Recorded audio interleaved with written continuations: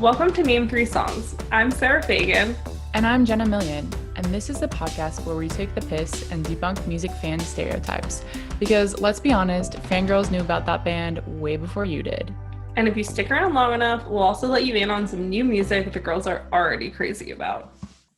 So today, we are talking about what is wrong with the fangirl stigma. So Sara, can you tell us a little bit about this fangirl stigma? I feel like there's just always just like a heavy sigh when anybody refers to someone as a fangirl, because no matter how hard we try to like reclaim the term and like the use of what it is, it still always has the stigma behind it of like a crazy stalker who's like overly obsessed with a band.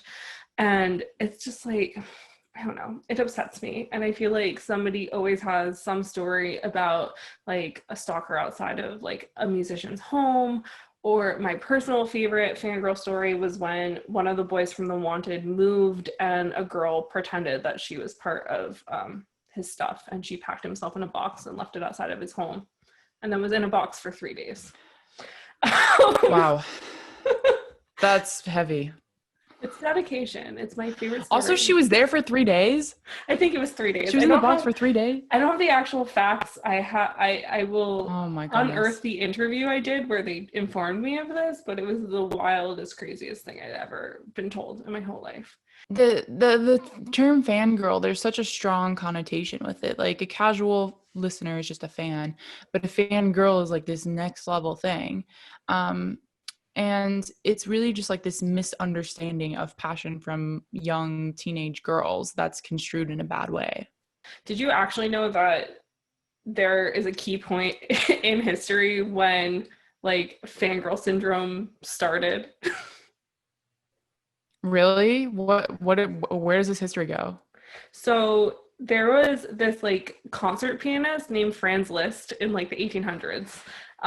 Who literally started what today is known as fangirldom, but in the past it was called Listomania, which is actually funny. What band has that song? Is it what? Phoenix. Yeah, so there's Listomania. There's literally like a song about it, which is just the wildest thing ever. But he was like a 30-year-old concert pianist, and there was a concert, and he literally, I think he did like covers. Like he wasn't even like somebody who wrote his own music. Like he was doing like covers, and there were women in the crowd who were just losing their mind. They were like throwing their handkerchiefs up on stage, and like if there were things where like they would collect like broken piano strings and like all this stuff, and there was just like this mass hysteria. And at the time they didn't understand what was going on, so they thought of it as like a dangerous medical condition.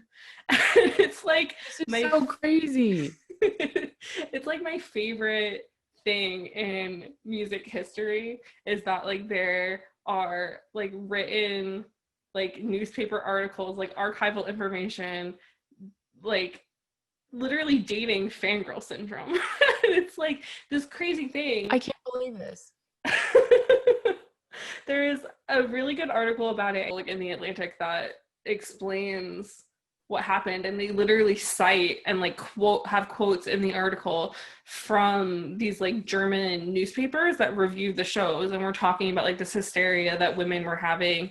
And they even mentioned a time when there was like a woman who was waiting outside the venue, and she like and she saw him throw like a cigarette butt into the gutter, and she went and she picked it up, and I think she like preserved it in some way and put it inside of a locket, and that locket would like have this like weird stench coming out of it because it was like a used cigarette butt in the 1800s. Like, oh my god, it's so crazy. God. It's not, that's the thing, is it's like, it's not crazy that people were doing that. It's crazy that like it goes back that far and that there's still a stigma around it. Yeah. And that it was so misunderstood back then and still so misunderstood now. And there's literal like archival articles about what was going on then. And so it's like, I just feel like throughout history, there have been times where like women have felt certain ways and they're like, you're hysterical, to the mental asylum you go. And it's just like they either were just horny or bored.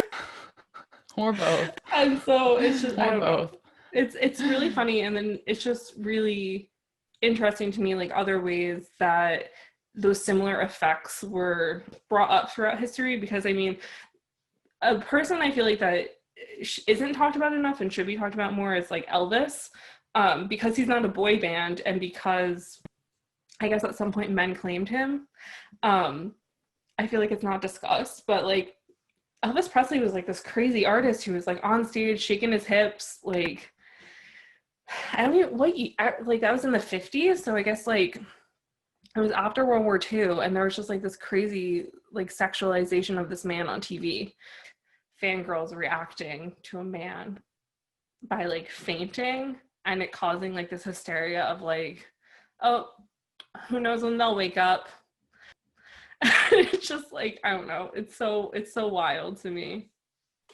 Yeah, because I know you think about this a lot with like the Beatles and like the wave of hysteria that like swept across the US when they like were on television and all this stuff. So Yeah. I mean, that's like when I think about it, that's like the first instance that comes to my mind about like fangirls. But it's really interesting that it predates that by like 200 years I know. with Franz List. It's So I guess let's get into like current day. What are we dealing with this fangirl stigma? And I think the first point here is kind of fangirls' opinions are not valid because they're young and therefore they're seen as delusional, crazy, not valid of having these opinions. yeah.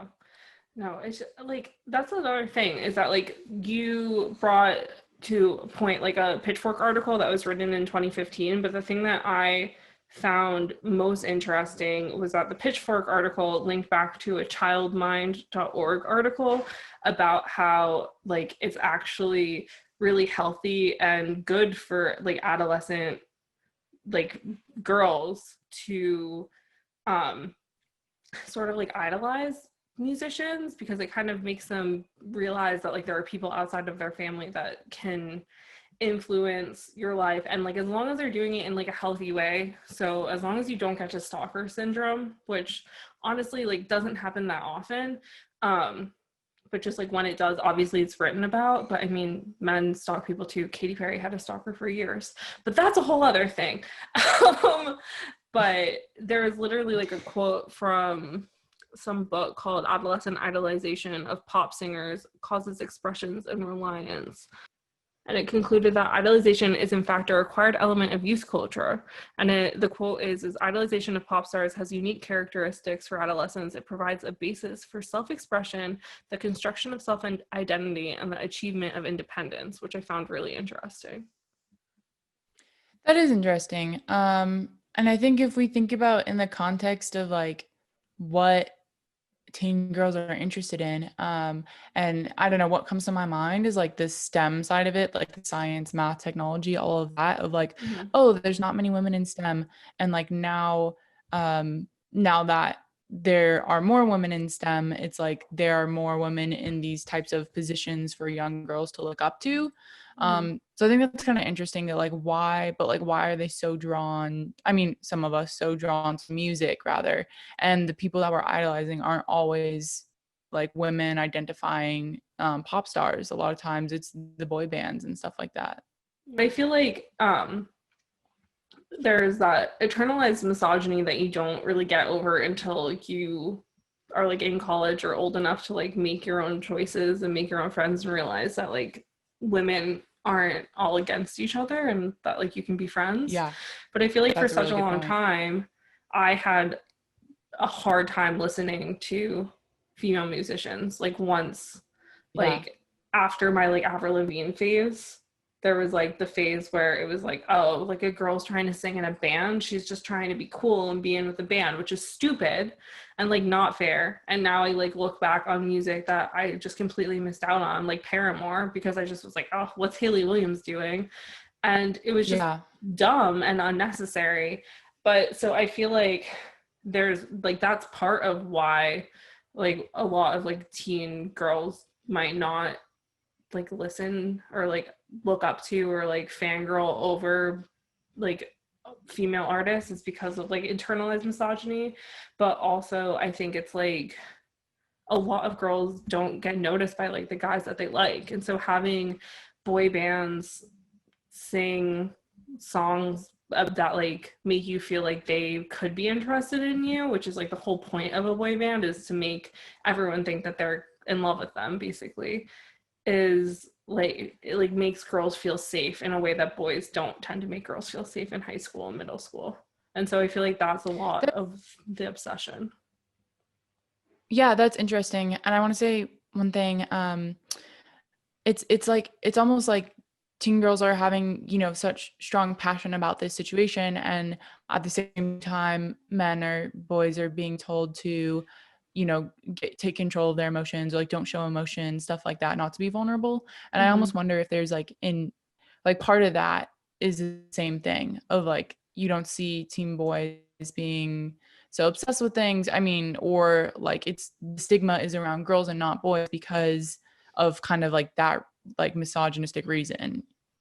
Yeah, no, definitely. And I feel like the things that teen boys are obsessed with outwardly are things that are like societally acceptable. So, like video games and baseball and like that sort of thing. So, they never, and if they do vocalize like their obsessions for music, it's like something that they don't show in their home unless like their parents raise them that that's fine, you know? It's also just really funny considering like there's so many men in music and like so many men in music that young girls look up to, but it's like I don't know, it's just baffling. It's like like how did teen boys go from playing video games and baseball to like becoming pop, you know what I'm saying? Like where's the crossover there? I guess they're just like different demographics in general, but Well, that's the thing that I always think about is it's like no matter how obsessed I was with a band, I would never want to know about them before they were in the band because there was always that fear that like Pete Wentz maybe bullied somebody in high school or like something like that. But like, oh, but the thing is that at least with the music that I obsessed over when I was like a teen, preteen, it was all like emo music. So these were like sad boys. And so in my mind, it was like they could have never done anything bad because they were bullied too. And so that was like how I found like solace in them was I was like, oh, like they might, because like if you listen back, literally, because like at the time when I was like 13, 14, like my favorite album in the whole world was From Under the Cork Tree by Fall Out Boy. And if you listen back to these songs, like they hated women. Like, oh my it's gosh. just like, but like they did it in such like an eloquent way that you have no idea that they're like, oh, this girl's a slut. It's like, Or like you chose to just like not listen to that part and you were like, no, like this is fine, this is good music. well, I just didn't know. I was like 13 and like lived under a Went over rock, your head. and it would just be like, Yeah. oh, like he's just a notch in her bedpost, but she's just a line in a song. And so that's being like, she's a slut, but like now nobody knows who this slut is, but like I'm famous and singing about her. It's like, oh. Yeah. Wow. There's the power structures here. Oh my God. So it's like a dude has like the power to like sing about this girl who's like basically could be anyone and like who knows who the heck she is or where the heck she is now. But this dude has this platform to like say what he wants about her, which is kind of crazy. And my version of this was All Time Low, and I loved All Time Low so much. And now I listen back and I'm like, wow, this is this really hits different listening to it when you're in your mid-20s. Yeah. But I just feel like the whole fangirl thing is just really interesting because when it's not like boy band music, which is manufactured specifically for girls, like Yeah. there is like this other music that is not manufactured specifically for girls, and even in some cases has like subliminal messaging to make girls think that like girls can't be like have sex for fun or like do these things and all of that, and it like sort of ingrains the internalized misogyny more. Well, we both grew up in that like pop punk scene Yeah. in like the mid 2000s, and like where we are now in 2020 is so different than like where things were in 2007.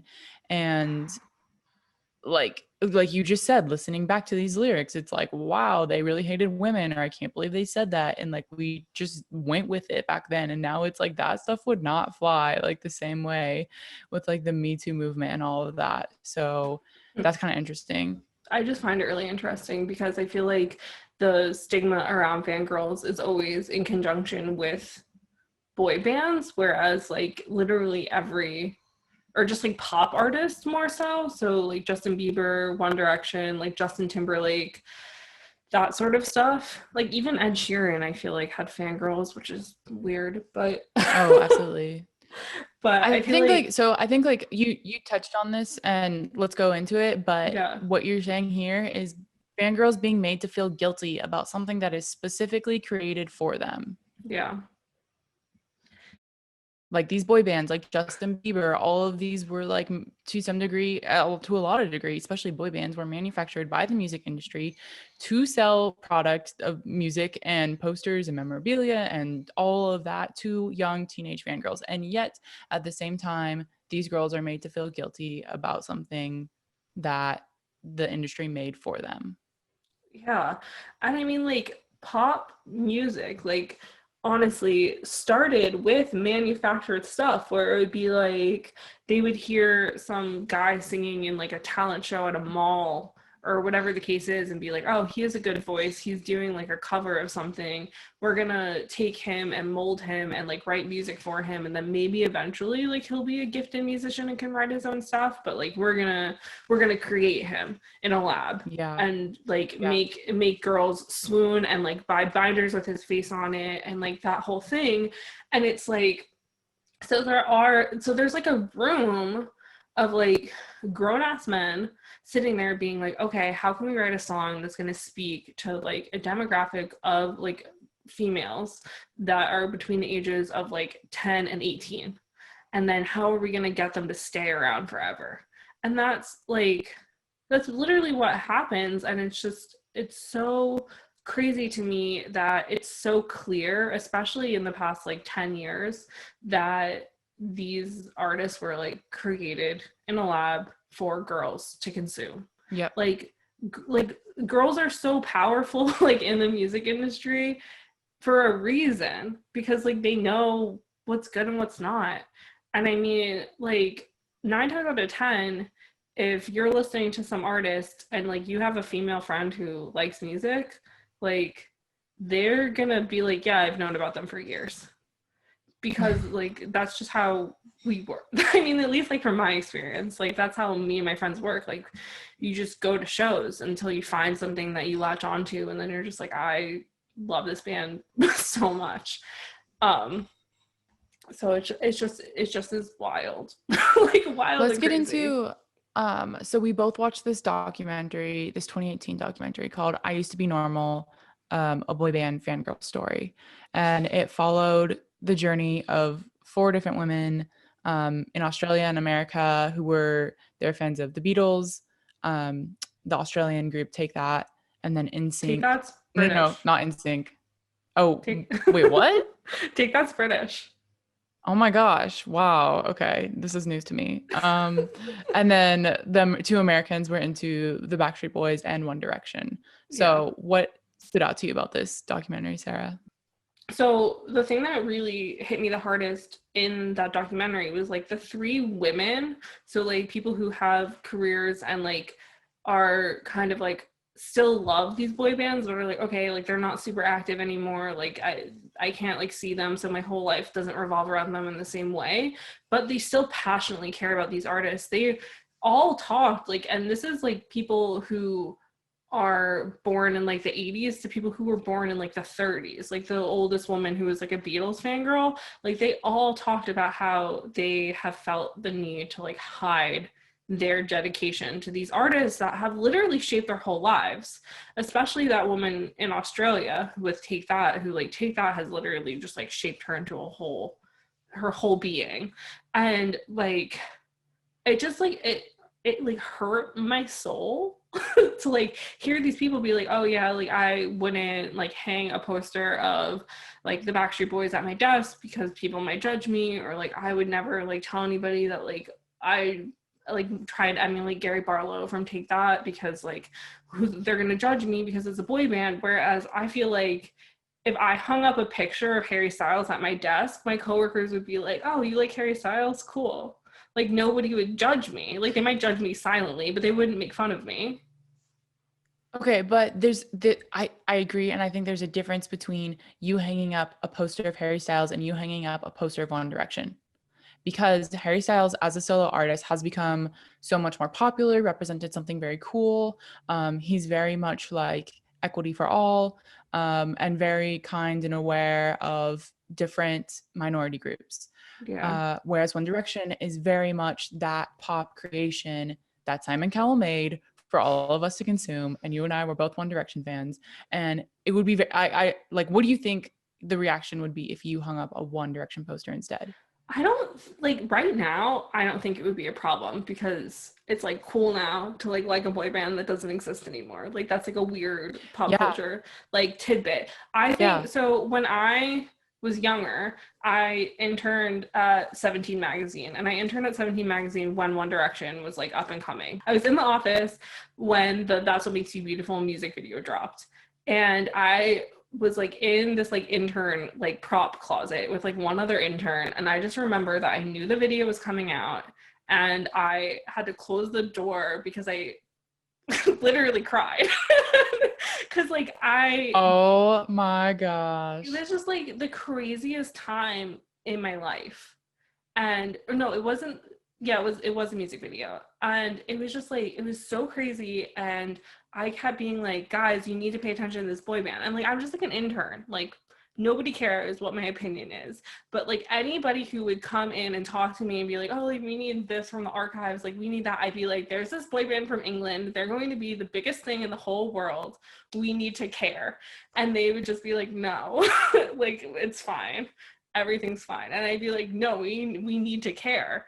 And like any moment of free time that I had was like dedicated to me trying to convince this magazine to care about One Direction.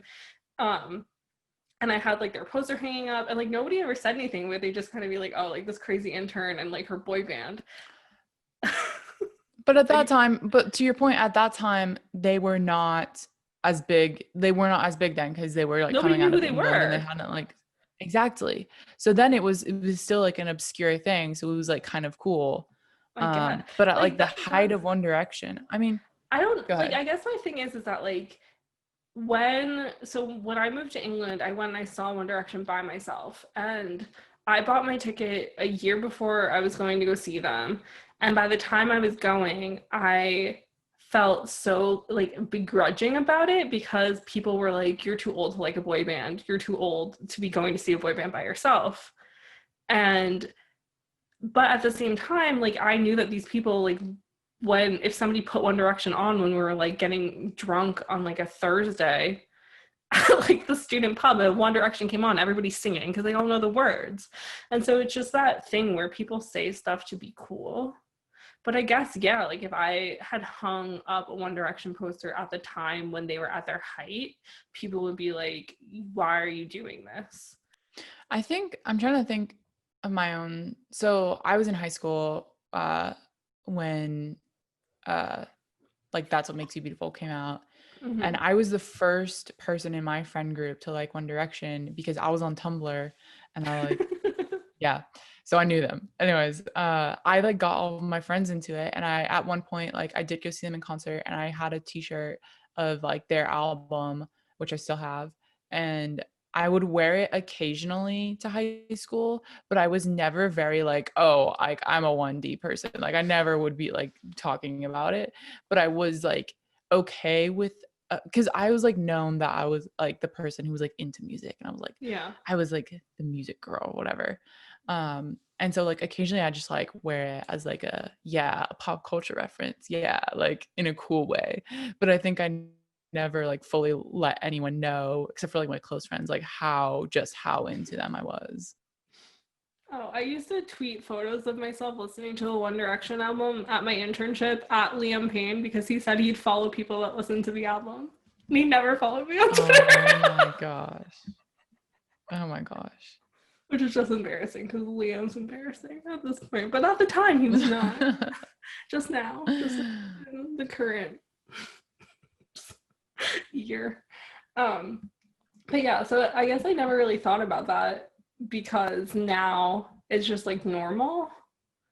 And Yeah, and I remember my freshman year of high school, I went to see them again, or not my freshman year of college, I went to see them again on tour, and I don't remember which album they were touring. It was like their third album that they were Midnight Memories, whatever. And I like really wanted to get a poster of them, but I didn't because I was like, oh, I don't want a poster of like a boy band hanging in my dorm, even though like I really wanted it. Like I didn't get it. So I don't think about like 2012 that often. Like when I think about One Direction, I just like think about One Direction as like a collective part of like my personal history at this point. And like I feel like right now there's just this like surgence of people being like, why have I ignored this artist for so long, which I think is really great, but also at the same time I feel like it needs to be discussed because it's like, we know why you ignored that artist for so long, and like no one's gonna say it, but like the reason is because like it's not cool to like something designed for preteen girls to like, and that's the issue. And like now, especially with like TikTok taking off, like there are a lot of guys like on TikTok who are like, oh my god, I've been sleeping on One Direction, and the only reason why they're realizing that One Direction made good music, because let's be real, there were maybe 5 bad One Direction songs. Like you're only realizing that because Harry Styles is like acceptable and cool now, and it's like Niall makes really good music, like they all make really good music. And like honestly, like Niall went from being like a glorified background singer to a super successful solo artist who took the route of going slightly country and like blew up. And it's just like this really crazy thing that like Harry Styles dressing cool and like doing something interesting is what finally got people to like take the rest of the boys seriously and take the whole group seriously. And like because there obviously like there was that period where like Zayn like left the band, and it's like, oh, now it's cool, but like I could go on a One Direction tangent and that's for like another day. We'll save that for the next episode. Yes, exactly. Come back if you want to hear. But yeah, me Harry, rant. I agree. Harry was really a catalyst for them becoming cool. Yeah, it's not One Direction, but it's like the same thing with like NSYNC, where like I was a Backstreet Boys fan. Like it's really wild to me, and there's a YouTube documentary just on the topic of like boy bands and people like judging people for liking boy bands. Like there was like the whole NSYNC thing where when NSYNC stopped being a boy band, like Justin Timberlake went and directly did like solo music, and his solo music was like sexy and like, oh, like I'm not this like cookie cutter boy band boy, like I get it, like I like have sex with girls and like I do all these like raunchy things. And like the thing about all this that was really interesting is that like Lance Bass produced a documentary called The Boy Band Con, the Lou Pearlman story, and it got released in 2019, so just last year. And it's like about how this man, Lou Pearlman, like created the Backstreet Boys. The Backstreet Boys started being successful, and he was like, oh, let's take that formula again and like make another one. And then he created NSYNC and he pitted them against each other. And it was also like this whole thing where he was like doing a Ponzi scheme and all of this. So like the bands finally like met and they were like, oh, we don't actually hate each other. He's been feeding us lies. And then they realized that like their manager was like not paying them and like did this whole messed up thing. But that's a whole other topic.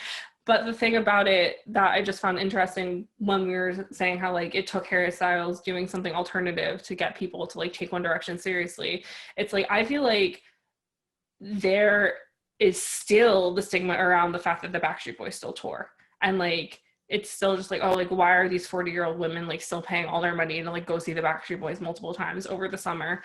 And the only person who like escaped that 90s boy bandness and like still creating music and nobody is judged about it is Justin Timberlake, because he did That like the is so sexy true. solo career. And I just think it's really, really interesting, especially when like I have no idea personally if Justin Timberlake writes his own music, but I assume that when he first started and like first started getting recognition for going solo and like doing the type of music he was doing, I assume that there was still a room of like older men helping him create that music. So Yeah. it's just really interesting when you think about that. That's a good point. I never even thought about NSYNC and like Justin Timberlake that way, because I feel like because of that, I like it seems like the stigma changed even with NSYNC and with Justin Timberlake being cool after that, of like maybe it is okay. Like maybe boy bands are cool, like just a little bit. Yeah, I don't know, because I guess like I really like the Backstreet Boys, but by the time I was more into like the happenings of the music industry and like the radio and all that sort of stuff, like I was more listening to like pop punk, Warped Tour music.